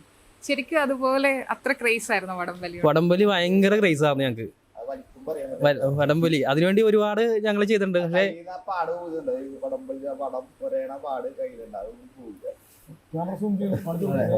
അത് വടം വലിച്ചല്ല, അത് വേറെ എന്താണ് വടംവലിയുടെ പാടാണ്. കാരണം ഞങ്ങക്ക് ഒരു വടംവലി കണ്ട് ഞങ്ങൾക്ക് അത് അതിനോട് ആകാംക്ഷ തോന്നി. അത് വലംവലി തുടങ്ങിയതാണ്. തുടങ്ങി അത് പിന്നെ ആദ്യം സാധാരണ വലികളിൽ വിടുപോയി. അത് കഴിഞ്ഞ് അസോസിയേഷൻ വലിയുന്നുണ്ട്. അത് ഇച്ചിരി ബുദ്ധിമുട്ടുള്ള വലിയാണ്. കാരണം ഒരു 450 കിലോ എന്ന് പറഞ്ഞാൽ 450 കിലോ നമ്മൾ കീപ്പ് ചെയ്യണം 7 പേര്. അതിന് ഒരുപാട് ഇതുണ്ട്, എഫക്റ്റ് എടുക്കേണ്ട ആവശ്യമുണ്ട്. കാരണം ചിലപ്പോൾ നമ്മൾ തൂക്കുമ്പോൾ 450 എന്നുള്ളത് ചിലപ്പോൾ 460 465 കിലോ ഒക്കെ വരും. അപ്പോൾ അത് വെയിറ്റ് കുറക്കാൻ വേണ്ടി ഒരുപാട് ബുദ്ധിമുട്ടുകളുണ്ട്. കാരണം ഈ നട്ടുച്ചക്ക് വെയിലത്ത് പോയി കിടന്ന് ടർപ്പായുടെ കിടന്ന് നമ്മുടെ വെയിറ്റ് കുറക്കണം. വിക്സൊക്കെ പുരട്ടി നമ്മുടെ വെയിറ്റ് കുറക്കണം. ഒട്ട് വെള്ളം കുടിക്കാൻ പാടില്ല. അങ്ങനെ ഒരുപാട് എഫക്റ്റ് ഒക്കെ ചെയ്താണ് നമ്മൾ ഒരുപാട് ഇത് ചെയ്തിട്ടാണ് നമ്മൾ ആ വെയിറ്റ് കുറക്കണത്. അപ്പോൾ അതിൻ്റെ ഇടയിൽ വേറെ ദുശീലങ്ങളോ കാര്യങ്ങളൊന്നും പാടില്ല ശരിക്കും പറഞ്ഞാൽ. എന്നാലേ നമുക്ക് ആ സ്റ്റാമിന പോകും. അപ്പോൾ അങ്ങനെ ഒരുപാട് എഫക്റ്റ് എടുത്ത് ചെയ്യുന്ന പരിപാടിയാണ് വടംവലി. പക്ഷെ അത് സ്റ്റാമിന ഇല്ലാതെ വടംവലിക്കാൻ പറ്റില്ല. കാരണം നല്ല സ്റ്റാമിന വേണം വടംവലിക്കാൻ. അത് ചിലപ്പോൾ വടംവലി തുടങ്ങണമെന്ന് പറഞ്ഞാൽ ചിലപ്പോൾ വൈകിട്ട് 5 മണിക്ക് തുടങ്ങിയാൽ ചിലപ്പോൾ 2 മണി വരെ 3 മണി വരെ ഉണ്ടാവും. ആ ടൈം വരെ നമ്മുടെ ഇത് നിലനിർത്തണം. അപ്പോൾ ആദ്യം വെള്ളം കുടിക്കാനും പാടില്ല, വെയിറ്റ് കൂട്ടാൻ പാടില്ല. ആ ഇത് നിലനിർത്തിക്കൊണ്ട് പോകണേന് നമുക്ക് ആ ഒരു ഇത് വേണം. ശരി, ഞങ്ങൾ ആനായിട്ടൊരു വടം വലിച്ചിട്ടുണ്ട്. അത് വടംവലി വലിച്ചു കഴിഞ്ഞിട്ടാണ് തൂക്കണത്. 450 കിലോ എന്ന് പറഞ്ഞാൽ ഒരു 100 ഗ്രാം കൂടുതലുണ്ടെങ്കിൽ നമ്മൾ പുറത്തോട്ട് പോകും, ജയിച്ചിട്ടും കാര്യമില്ല. അപ്പോൾ അതുകൊണ്ട് വലിച്ചു കഴിഞ്ഞിട്ടേ തൂക്കുള്ളൂ. അവിടെ നമുക്ക് വെള്ളം ഈ പൂളിലേക്ക് തന്നെ കുറച്ച് വെള്ളം ചോദിക്കുമ്പോൾ. അപ്പോൾ വൈകിട്ടാണ് വടംവലിയെങ്കിൽ ഞങ്ങൾ രാവിലെ തൊട്ട് തുടങ്ങും. ഒന്നും കഴിക്കാണ്ട്, ഭക്ഷണം കഴിക്കാണ്ട്, എന്നിട്ടാണ് പോയി വലിക്കുന്നത്. അപ്പോൾ ആ സമയത്ത് നമുക്ക് ദുശീലങ്ങളൊന്നും പാടില്ല. സ്റ്റാമിന ഇപ്പോൾ 6 പറഞ്ഞിട്ട് കൂട്ടം സ്റ്റാമിന പോയാൽ പോയി, പിന്നെ നമുക്കൊന്നും ചെയ്യാൻ പറ്റില്ല. പിന്നെ നമ്മൾ വെറുതെ വടം വലിക്കാൻ പോയിട്ടൊരു കാര്യമില്ലല്ലോ. അന്ന് പക്ഷെ അവിടെ ശരിക്കും വലിക്കാൻ നിങ്ങളും ഇതേപോലെ ഇത് ടീമിലെ മറ്റേ ഫയർഫോഴ്സിന്റെ അവരുടെ കൂടെ വലിച്ചു. വടംവലി പോലെ അല്ല വലിച്ചത്. ഞങ്ങളിപ്പോ ഈ അന്ന് ഗുഹയിൽ വീഴുന്ന വീഴ്ച സിനിമയിൽ കാണിക്കുമ്പോൾ അതൊരു ഭയങ്കര വീഴ്ചയാണ്. കണ്ടു കഴിഞ്ഞാൽ ആള് രക്ഷപ്പെടുന്നു തോന്നൂല. അതുപോലെയുള്ള വീഴ്ചയും അതുപോലെയുള്ള കിടപ്പുമാണ് കിടക്കുന്നത്, ആ എഡ്ജിൽ പോയി കിടക്കുന്നത്. ശരിക്കും വീണപ്പോൾ അങ്ങനെ ആയിരുന്നു? ശരിക്കും ഞാൻ ജീൻസിന്റെ ഈ ഭാഗം ഒരു പാറ കൂർത്തിരിക്കേണ്ടത്, അത് കുത്തി കയറിയിട്ട് അതിൻ്റെ അകത്താണ് നിൽക്കുന്നത്. അത് ഈ ഗുഹയുടെ ഉള്ളിൽ ഇങ്ങനത്തെ ഒരു സീൻ ഷൂട്ട് ചെയ്യണമെങ്കിൽ വളരെ കോംപ്ലിക്കേഷൻസ് ഉണ്ട്. അപ്പോൾ അത് ആ വേറെ ഷോട്ട് രീതിയിലൊക്കെ കാണിക്കണം, വേറെ സംഭവം. അപ്പോൾ അതുകൊണ്ടാണ് അത് ആ രീതികളിലേക്ക് ഷൂട്ട് ചെയ്തത്.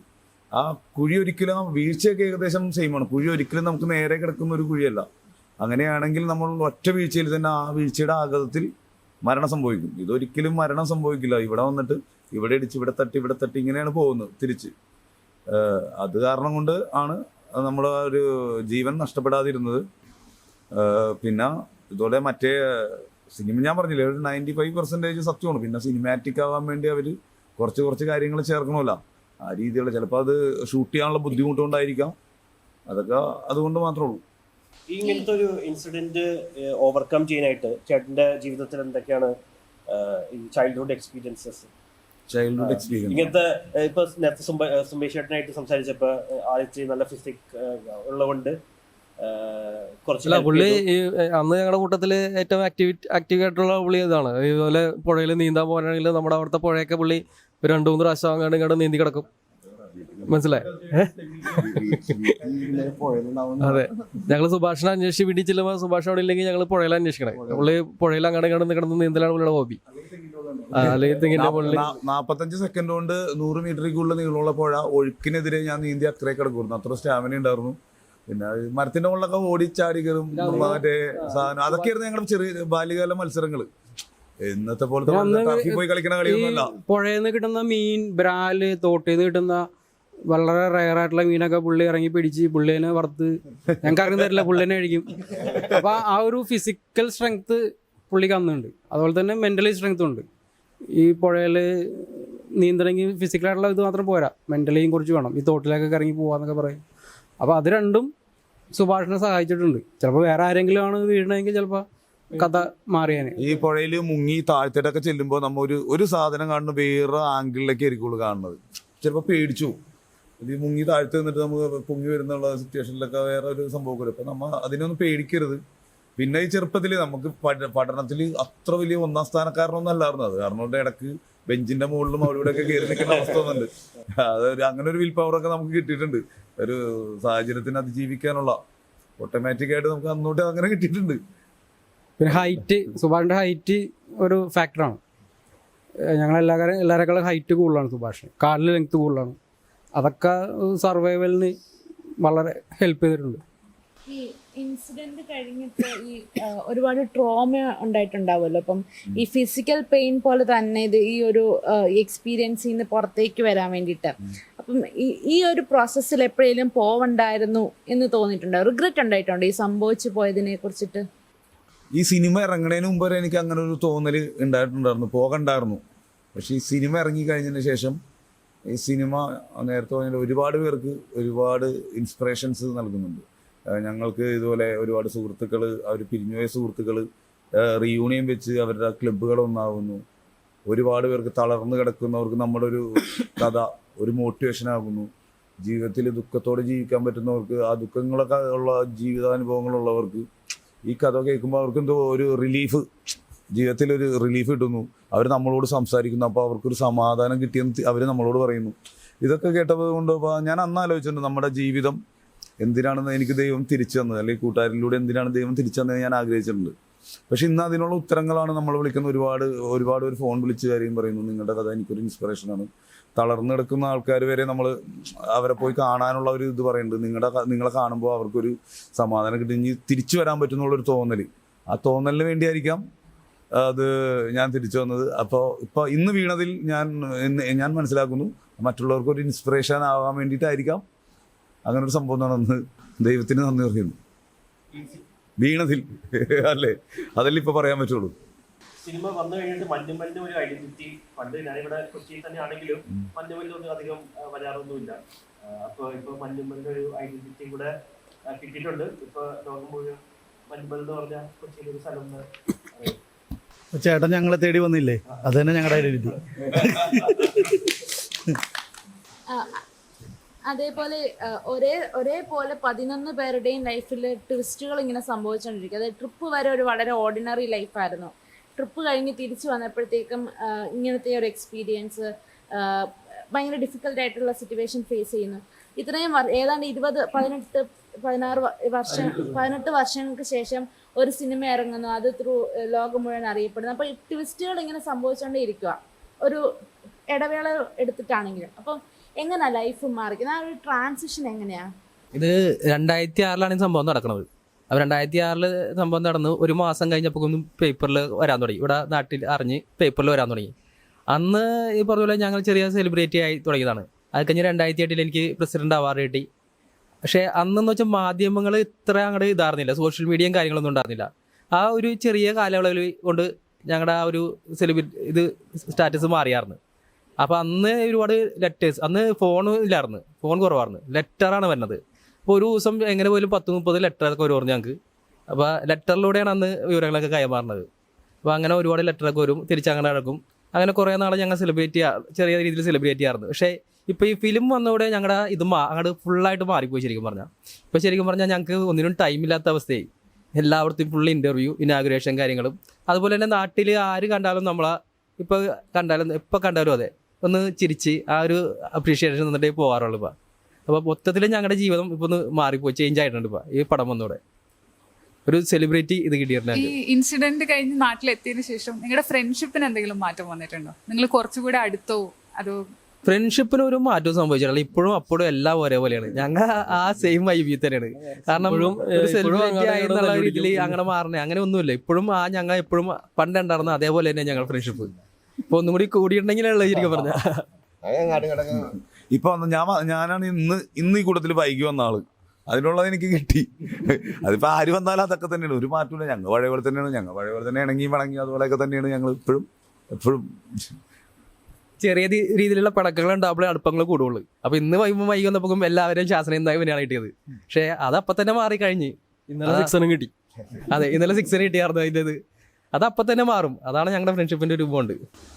ചേട്ടൻ ഈ ഫ്രണ്ട്സ് ഗ്രൂപ്പിൽ ഒരു കാർ ഡ്രൈവറിന്റെ ഒരു ഇതിലാണ് വരുന്നത്. ഇപ്പോഴും 18 വർഷം കഴിഞ്ഞപ്പോഴും ചേട്ടൻ ഇവരുടെ കൂടെ ഉണ്ട്, ഒരു ഫ്രണ്ടായിട്ട് തന്നെ. അപ്പോൾ ആ ജേണി ഒന്ന് പറയാം. എനിക്ക് ഈ ട്രിപ്പ് വരുന്നത് ഇന്നത്തെ സുധീഷ് വന്നിട്ടില്ല, പിന്നെ സിക്സൻ, ഈ രണ്ടുപേരും മാത്രമേ ഇന്ന് എനിക്ക് കൂട്ടുകാരായിട്ടുള്ളത്. അപ്പോൾ ആ ഒരു കണക്ഷൻ ആ സിനിമയിൽ കാണിക്കുന്ന ഒരു കല്യാണ വീട്ടിൽ അങ്ങനെ ഒരു സിറ്റുവേഷനിലാണ് ഈ പരിചയപ്പെട്ട് ഇങ്ങനെ ട്രിപ്പിൻ്റെ പേര് വരുന്നത്. പക്ഷെ അതിനുശേഷം പിന്നെ ഈ 18 വർഷവും ഇവരുടെ കൂടെ തന്നെ എല്ലാ കാര്യത്തിലും ആ ഒരു ഫ്രണ്ട്ഷിപ്പ് അങ്ങനെ തന്നെ നിന്നുകൊണ്ടിരിക്കുന്നു. ചേട്ടൻ പിന്നെ കൊടൈക്കനാലിൽ പോയ ഒരു കാര്യം 2 വർഷം ഇവർ 2006 നടക്കുന്ന സംഭവം, അത് 2009 ആയപ്പോൾ ഞാൻ ഒരു ഫാമിലി ആയിട്ട് പോയായിരുന്നു. ആ ഫാമിലി ആയിട്ട് പോയി കഴിഞ്ഞപ്പോൾ ഞാൻ അവിടെ ചെന്ന് അവിടെ ഫാമിലിനെ ഇറക്കി വിട്ട് അതിനുശേഷം പയ്യെ ഒന്ന് ഇറങ്ങി ആ ഒരു കടയിൽ തൊട്ടടുത്തൊരു കടയുണ്ട്, പുസ്തകത്തിലൊക്കെ വെക്കുന്ന ഒരു കടയുണ്ട്. ആ കടയിൽ ആ പുള്ളിനോട് ഞാൻ ചോദിച്ചു. പക്ഷെ ഞാൻ ആരാണ് എന്താണെന്നൊന്നും ഞാൻ പറഞ്ഞില്ല കേട്ടാ. ഇങ്ങനൊരു സംഭവം നടന്ന കാര്യത്തെപ്പറ്റി ഞാൻ ചോദിച്ചാണ്. ചേട്ടാ 2006 ഇങ്ങനൊരു സംഭവം നടന്നല്ലോ, എന്തായിരുന്നു ചേട്ടാ സംഭവം എന്ന് പറഞ്ഞപ്പോൾ പുള്ളി ആ സമയത്ത് കട പുള്ളിയുടെ ഇവിടെ ആയിരുന്നു, മറ്റേ ബോട്ടിങ്ങിൻ്റെ അവിടെ ആയിരുന്നു. ഈ പ്രാവശ്യമാണ് പുള്ളി ഇങ്ങോട്ട് മാറ്റിയത്. ആ പുള്ളി മോനെ പുള്ളി ഒരു ചെറിയ മലയാളമൊക്കെ അറിയാമെന്ന് പുള്ളി, ഞാൻ അവിടെ ഇരുന്നു മോനെ. പക്ഷെ ആ സംഭവം ഭയങ്കര ഇതായിരുന്നു. ശരി, പിന്നെയാണ് പുള്ളി അതിനെപ്പറ്റി വിശദീകരിക്കണം. ഈ ഗുണാക്കേവിനെ പറ്റി, ഈ കുഴിയിൽ വീണവരെ പറ്റി. വീണ് കഴിഞ്ഞാൽ ചെല്ലുമ്പോൾ തന്നെ ആളുകൾ മരിക്കുന്നില്ല, അവിടെ തന്നെ കിടന്ന് ചിലപ്പോൾ ശ്വാസം ഈ വർത്താനം പറയാൻ പോലും പറ്റാതെ അങ്ങനെ ഭയങ്കര ഒരു നരക ജീവിതമായിട്ടാണ് മരിക്കുക. ചിലപ്പോൾ 1-2 ദിവസം കഴിഞ്ഞിട്ടായിരിക്കും ആളുകൾ മരിക്കാത്തത്. പിന്നെ കൂട്ടുകാർ ചിലപ്പോൾ അവർ തന്നെ ഞങ്ങളെ തന്നെ ഒരുപാട് പേര് പറഞ്ഞു വിട്ടതാണ്. നാട്ടുകാരല്ല, ആ പോലീസുകാരും ഫയർഫോഴ്സൊക്കെ ഇല്ല, ആളില്ല, നിങ്ങൾ പോയിക്കോ, ആൾ മരിച്ചു എന്ന് പറഞ്ഞു വിട്ടതാ. അങ്ങനെ പറഞ്ഞു വിട്ട ആളുകളൊക്കെ ആയിരിക്കും അതിനകത്ത് കിടന്ന് പാവം ഇതായി പോയത്, ആ കൂട്ടുകാർ അതിനകത്ത് മരിച്ചു കിടക്കണത്. അങ്ങനെ ഒരുപാട് സംഭവങ്ങളൊക്കെ. പിന്നത്തെ പ്രാവശ്യം പോയപ്പോൾ 2009 അവിടുത്തെ സേഫ്റ്റി ഇതൊക്കെ മാറിയിട്ടുണ്ട്. ഇപ്പൊ 2000 ഞങ്ങൾ കഴിഞ്ഞ ഒരാഴ്ച പോയി, അന്നൊന്നും അത്രയൊന്നും ഉണ്ടായില്ല, ചെറുതായിട്ടൊന്നും സേഫ്റ്റി ഉണ്ടായി. ടൂറിസ്റ്റിന് ഒരു അവയർനെസ് കൊടുത്തിട്ടുണ്ടായിരുന്നു. ഇങ്ങനെ ഒരാള് ഇവിടെ പോയിരുന്നു, 13 പേര് ഇവിടെ മരിച്ചിട്ടുണ്ടെന്ന് 2009 പോയപ്പം. അതുണ്ട് 14ാമത്തെ ഒരാള്, അതാ ചേട്ടൻ പറഞ്ഞു, 14ാമത്തെ ഒരാള് രക്ഷപ്പെട്ടു പോന്ന് പറഞ്ഞത്. ഞാൻ കൊണ്ടുപോയതാണെന്നും ഞാൻ പറഞ്ഞില്ല. പുള്ളി പറഞ്ഞ 14ാമത്തെ ഒരാൾ രക്ഷപ്പെട്ടു പോയി, അത് അവന്റെ ഭാഗ്യമാണ്, അവൻ ദൈവത്തെ പോലെയാണെന്നൊക്കെ പറഞ്ഞ് അന്നും ആളെന്നോട് പറഞ്ഞായിരുന്നു. അല്ല, ചേട്ടൻ്റെ അടുത്ത് മാത്രമല്ല, ടൂറിസ്റ്റിന്റെ അടുത്ത് ഇവര് പറയാറുണ്ട്. അവിടെ അങ്ങനെ 2006 ഞങ്ങള് പോകുമ്പോഴും ഈ ബോർഡ് ഉണ്ട്, ഈ 13 പേര് പോയിട്ടുണ്ട്, അവിടെ ഇറങ്ങാൻ പാടില്ല എന്ന് പറഞ്ഞ ബോർഡ് അവിടെ ഉണ്ട്. പക്ഷെ തമിഴിലാണെന്നുള്ളൂ, ഞങ്ങൾക്ക് മനസ്സിലായില്ല എന്താ ഇത് വെച്ചേക്കണം. തമിഴിലാണെന്നുള്ളൂ അത് അവിടെ ചാടി ഇറങ്ങണത്. പിന്നെയാണ് കുറച്ചും കൂടി 14ാമത്തെ നമ്പർ. അതായത് ഈ റെസ്ക്യൂ നടക്കുന്നതിന്റെ ഇടയിൽ അവര് ബോർഡ് മാറ്റാൻ പോകും. 13 പേര് ഇതിൽ പോയേക്കാണ്. 14ാമത്തെ ആളാണ് ഇവൻ. നിങ്ങൾ പോയിക്കോന്നാ പറയണവര്. അവര് എല്ലാരും പറഞ്ഞത് നിങ്ങൾ എത്രയും പെട്ടെന്ന് നിങ്ങൾ നാട്ടിലോട്ട് പോയിക്കോ, ഇവിടെ നിന്ന് കഴിഞ്ഞാൽ നിങ്ങൾ എല്ലാവരും അതേപോലെ തന്നെ ഞങ്ങൾ സംഭവിച്ചട്ടാ. കിട്ടിയിട്ടും ഞങ്ങൾ അത്രക്ക് അവര് പീഡിപ്പിച്ച്. അത് സിനിമയെ കാണിച്ചിട്ടൊന്നുമില്ല. സിനിമയിൽ എന്താണ് കാണിച്ചത്? അതിപ്പോ ഫയർഫോഴ്സ് ഫോറസ്റ്റുകാരും ബ്രൂട്ടൽ അപ്രോച്ച് ആയിരുന്നു. ലോക്കൽസ് സപ്പോർട്ട് ആയിരുന്നു പറയാം. ലോക്കൽസ് ഓക്കെ, അത് കാരണമാണ് അവര് സപ്പോർട്ട് ചെയ്ത കാരണമാണ് കുട്ടൻ തന്നെ കുട്ടന്റെ ധൈര്യം കുട്ടൻ പറയുകയും ചെയ്തു, പിന്നെ അവർ സപ്പോർട്ട് ചെയ്തു. പൈസയൊക്കെ അവര് മേടിച്ചെടുത്ത് ആകെ വണ്ടിക്ക് ഡീസൽ അടിക്കാനുള്ള പൈസ ഒരാളുടെ ഏകദേശം എനിക്ക് തോന്നുന്നു ഒരാളുടെ 500 രൂപ വെച്ച് കൊണ്ടുമാണ് 10 പേരിൽ നിന്ന് ഇറങ്ങാൻ പറ്റാത്ത പാടില്ലാത്ത സ്ഥലത്താണല്ലോ ഇറങ്ങിയത്. അത്ര രൂപയും കൊണ്ടും വെച്ചാണ് മേടിച്ചത്. അത്യാവശ്യം അല്ല 500 ഒരാൾക്ക് 500 രൂപ അങ്ങനെ അല്ല അന്ന് അവര് പറഞ്ഞത് അടച്ചത്. അന്ന് അവര് പറഞ്ഞതേ പൈസ നിങ്ങൾ ഇവിടെ നിൽക്ക്, വീട്ടിൽ നിന്ന് ആൾക്കാർ വരട്ടെ, എന്നിട്ട് ഇവിടെ കേസാവും, ഇതൊക്കെ ഫൈനൊക്കെ അടിച്ചിട്ട് പോയാൽ മതി എന്ന് പറഞ്ഞു. അതെ, അതൊക്കെ കഴിഞ്ഞിട്ട് പോയാൽ. അപ്പൊ ഞങ്ങൾക്ക് ഇവിടെ എന്തായാലും പുറത്തറിയിക്കാൻ പറ്റില്ലല്ലോ, നാട്ടിലറിയിക്കാൻ പറ്റില്ല. ഇവനെങ്ങനെയെങ്കിലും കൊണ്ടുവരണം നമുക്ക്. ഇവരെ ഹോസ്പിറ്റലിൽ കൊണ്ടുവന്നു കഴിഞ്ഞിട്ടാണ് ഹോസ്പിറ്റലിൽ കൊണ്ടുപോയിട്ട് തിരിച്ചു വന്നവരെയാണ് അവർ പിടിച്ചത്. അത് വിട്ടിട്ടില്ല ഞങ്ങളാ. അവിടെ ഞങ്ങളെ നോക്കിയത് ഒരു ഡോക്ടർ, മലയാളി ഡോക്ടറായിരുന്നു. ആ ഡോക്ടറാണ് ശരിക്കും ഞങ്ങൾ ഒരുപാട് സഹായിച്ചത്. കാരണം അവർ ഇപ്പോൾ ഫോറസ്റ്റ് ഓഫീസിലൂടെ ഞങ്ങൾ ആദ്യം കൊണ്ടുപോയത് ഇതെല്ലാം കഴിഞ്ഞിട്ട്. അവരുടെ ഇത് ഏരിയയാണ്, ഫോറസ്റ്റ് ഏരിയ ആണല്ലോ. അപ്പോൾ ഇപ്പോൾ ഞങ്ങളവിടെ നിന്ന് വിടൂലെന്ന് പറഞ്ഞു. ഈ പറഞ്ഞ പോലെ വീട്ടിൽ നിന്ന് ആളുകൾ വന്നിട്ട് ഇതിൻ്റെ കാര്യങ്ങളൊക്കെ സെറ്റ് ചെയ്തിട്ട് വിടാമെന്ന് പറഞ്ഞു. പക്ഷേ ആ ഡോക്ടർ ചെന്ന് സംസാരിച്ച് ഇവന് സുഭാഷിനുള്ള പരിക്കുകളും കാര്യങ്ങളൊക്കെ പറഞ്ഞ് അവനെന്തെങ്കിലും നല്ലൊരു ഇത് കൊടുക്കണം, ട്രീറ്റ്മെൻറ്റ് കൊടുക്കണം, അതുകൊണ്ട് അവരെങ്ങനെയും വിടണം എന്ന് പറഞ്ഞ് ഡോക്ടറിൻ്റെ ഒരു ഫുൾ സപ്പോർട്ട് കൊണ്ടാണ് ഞങ്ങളന്ന് വിട്ടത്. ഡോക്ടറാണ് ഒരുപാട് സഹായിച്ചത് ഞങ്ങൾ. ഇല്ല, ഡോക്ടറായിട്ട് ഞങ്ങൾ ഇപ്പോൾ ഒരുപാട് പറഞ്ഞിട്ടുണ്ട് ഡോക്ടറെ കാണണമെന്നുള്ളത്. ആകെ മാത്രം മിസ്സായത് ഡോക്ടറിന്റെ ഒരു ഡോക്ടറാണ്. എല്ലാ ഇതിലും ഞങ്ങൾ പറഞ്ഞിട്ടുണ്ട് ആ ഡോക്ടറെ കാണണമെന്നുള്ളത്. പക്ഷെ വന്നിട്ട് ഒരു ലേഡി ഡോക്ടറാണ്. ഈ 13 പേർ അതിൽ പെട്ടുപോയിട്ടുണ്ടല്ലോ, അപ്പൊ എന്തെങ്കിലും ഒരു എഫേർട്ട് അന്ന് ആ സമയത്ത് അവിടുത്തെ ഫയർഫോഴ്സോ പോലീസോ എടുത്തിരുന്നെങ്കിൽ അവരെ രക്ഷിക്കാൻ പറ്റുമായിരുന്നു എന്നാണ് അപ്പൊ പറയുന്നത്. തോന്നുന്നത് രക്ഷപ്പെടുത്താൻ പറ്റിയാമെന്നാണ്. പക്ഷെ അവർ ശ്രമിച്ചിട്ടുണ്ടെന്നാണ് അവർ പറയണത്. പക്ഷേ ആരെയും കിട്ടിയിട്ടില്ല, ബോഡി കിട്ടിയിട്ടില്ലെന്നാണ് പറയണത്. അപ്പോൾ അവർ പറഞ്ഞുള്ള അറിവേ ഞങ്ങൾക്കുള്ളു. പക്ഷേ ഞങ്ങളുടെ ഇതനുസരിച്ച് ആ കുഴി പോയി ആരും പെട്ടെന്ന് മരിക്കില്ല. കാരണം ആ കുഴി ഷേപ്പ് അതങ്ങനെയാണ്, ഒറ്റ കുഴിയല്ല, ഒരുപാട് വളവും ഇതായിട്ടൊക്കെയുള്ള കുഴിയാണ്. ഒറ്റയടിക്ക് ആരും ചെന്ന് മരിക്കില്ല. അപ്പോൾ ഇറങ്ങി രക്ഷപ്പെടുത്താൻ പറ്റിച്ചെങ്കിൽ ചിലപ്പോൾ രക്ഷപ്പെട്ടാനേ. പക്ഷെ ആ പോയാൽ ആരും ഒറ്റയടിക്ക് മരിക്കൂല, കുറേ നാളെ കിടന്നേ മരിക്കുള്ളൂ. ചിലപ്പോൾ ബോധം കുറച്ച് കഴിഞ്ഞിട്ട് ചിലപ്പോൾ 1-2 മണിക്കൂർ കഴിയുമ്പോഴേക്കും ചിലപ്പോൾ ബോധം വീണത്.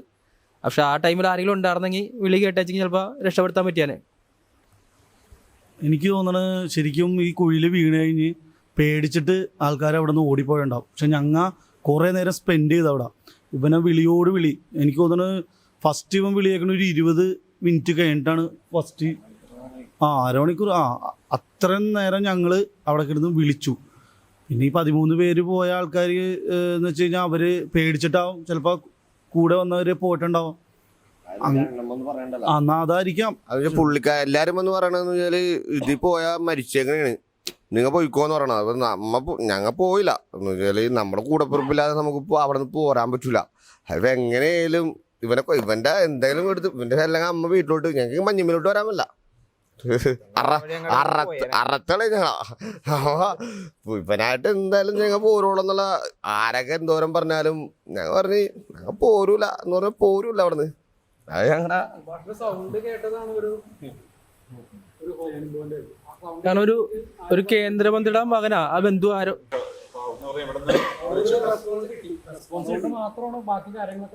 അതായത് ഞങ്ങള് ഇങ്ങനെ ഓരോരുത്തർ മാറി മാറി അല്ലെങ്കിൽ എല്ലാവരും ഒരുമിച്ച് വിളിച്ചുകൊണ്ടിരിക്കുന്നതാണ്. അങ്ങനെ വിളിച്ച് അവസാനം ഒരു 1/2-3 മണിക്കൂർ കഴിഞ്ഞപ്പോഴാണ് സുഭാഷിന്റെ എന്തോ ഒരു സൗണ്ട് എന്ന് പറഞ്ഞ സൗണ്ട് കേൾക്കണത്.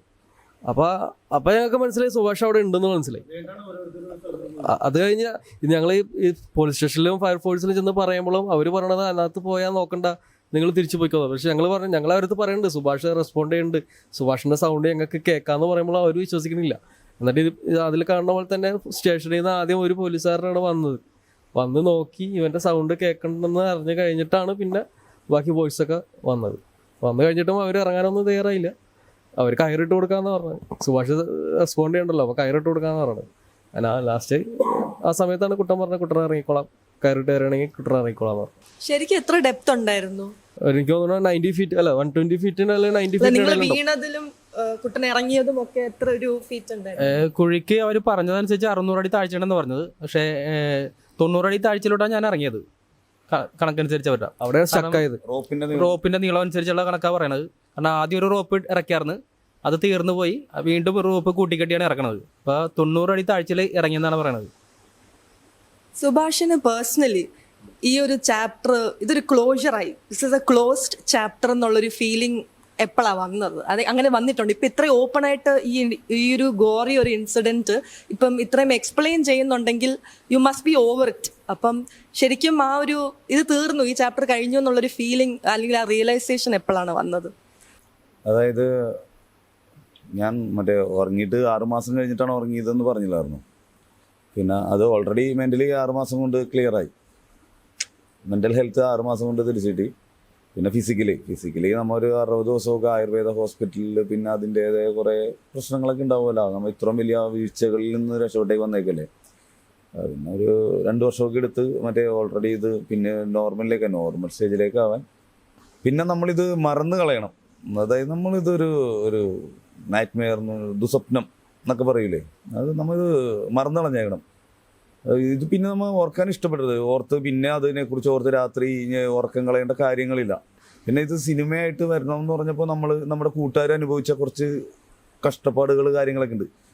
ഇതൊക്കെ ലോകത്തിന് മുമ്പിൽ ഇവരെല്ലാവരും അറിയണം എന്ന് എനിക്ക് തോന്നി. അവർ നമ്മളോട് ചോദിച്ച ഒറ്റ ചോദ്യമുള്ളൂ, നിങ്ങൾ എന്ത് പ്രതീക്ഷിക്കുന്നു ഈ സിനിമയിലൂടെ എന്ന് തോന്നുന്നു. അപ്പം ഞാൻ പറഞ്ഞു, എൻ്റെ കൂട്ടുകാർ അനുഭവിച്ച കുറേ ഇമോഷൻസ്, കുറേ ഇതൊക്കെ ഉണ്ട്. അത് ഈ ലോകം കാണണം, എല്ലാവരും കാണണം. അത് എല്ലാവർക്കും ഒരു ഇൻസ്പിറേഷൻ ആയിരിക്കുള്ളൂ ഇത്. അത് മാത്രമാണ് നമുക്ക്. അപ്പോഴാണ് നമ്മൾ രണ്ടാമത് ഈ സിനിമയെ കുറിച്ച് കഥകൾ പറയാൻ തുടങ്ങിയപ്പോഴാണ് രണ്ടാമത് മറന്നു കളഞ്ഞ വിഷയം രണ്ടാമത് റീക്രിയേറ്റ് ഇത് എടുത്ത് ഇവരോട് പറഞ്ഞത്. അത്രേ ഉള്ളൂ. നേരത്തെ പറഞ്ഞില്ലായിരുന്നു യുക്തിവാദിയായിരുന്നു, എത്തീസ്റ്റ് ആയിരുന്നു, ആ ഒരു ലൈനിൽ. അപ്പൊ ഇതിൽ ഈ പറയുന്നതല്ലേ ഈ വെളിച്ചം വരുന്നെങ്കിൽ ദൈവം എന്താണെന്ന്. അപ്പൊ ശരിക്കും ആ ഒരു കോൺവെർസേഷൻ എക്സാക്ട് അതന്നെ ഉണ്ടായതാണോ? ആ ഒരു ലൈനിൽ ഒരു ഡിസ്കഷൻ ഉണ്ടായിരുന്നോ? അതൊരു ഹെവി ഫിലോസഫി അവന്റെ പുറകെ കിടക്കുന്നുണ്ട്. സഫിയൊക്കെ പറയുമായിരുന്നു. സംഭാഷണങ്ങളൊക്കെ പിന്നെ ഡയറക്ടറാണ് ഇതിന്റെ റൈറ്ററും കൂടിയാണ്. അപ്പോൾ അദ്ദേഹത്തിന്റെ ഇതിലേക്ക് കുറെ കാര്യം ഡയറക്ടർ ഞാൻ പറഞ്ഞ പോലെ തന്നെ പറയണമെന്ന് അങ്ങനെയൊന്നുമില്ലല്ലോ. അത് അദ്ദേഹത്തിന്റെ രീതിയിലേക്ക് എങ്ങനെ ഓഡിയൻസിനെ കൺവിൻസ് ചെയ്യാൻ പറ്റുമെന്ന ആ രീതിയിലേക്ക് സംഭവം അദ്ദേഹം ചെയ്തിട്ടുണ്ട്.